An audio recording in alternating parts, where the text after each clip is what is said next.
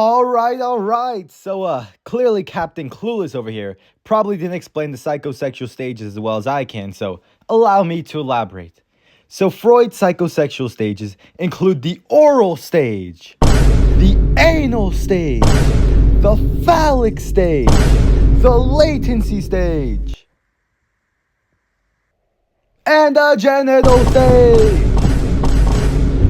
Now, if any of our experiences during these phases are traumatic, then we develop fixations later in life, which is no bueno.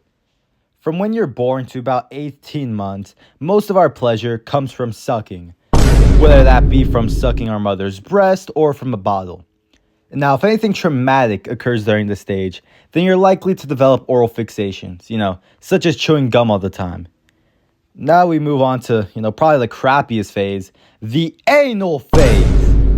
This is from 18 months all the way till about age 3. In this stage, pleasure comes from, bowel and bladder elimination. Poopy. If anything traumatic occurs during this stage, you're probably going to develop anal explosiveness, meaning you'll become extremely disorganized, very inconsiderate, and, generally probably not give two craps. Next is the phallic stage, which ranges from ages 3 to 6. And here, pleasure is focused on the genitals. This is when boys and girls, they begin to discover each other's privates. And all of a sudden, boys begin to develop incestual feelings towards their mothers, and girls develop penis envy. Now, Sigmund Freud based this stage on his own experiences, saying, and I quote, I have found in my own case, too, the phenomenon of being in love with my mother and jealous of my father, and now I consider it to be a universal event in early childhood.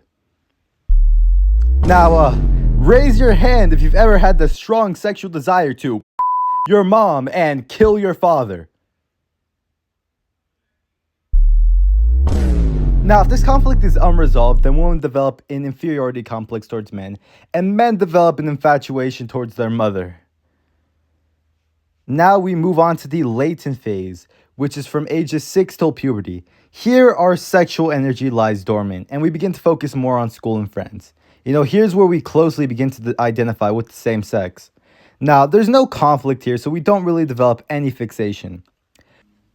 Finally, we have the genital phase, lasting from puberty till death. Here, we develop an interest in sexual relationships and begin to form mature romantic and social connections.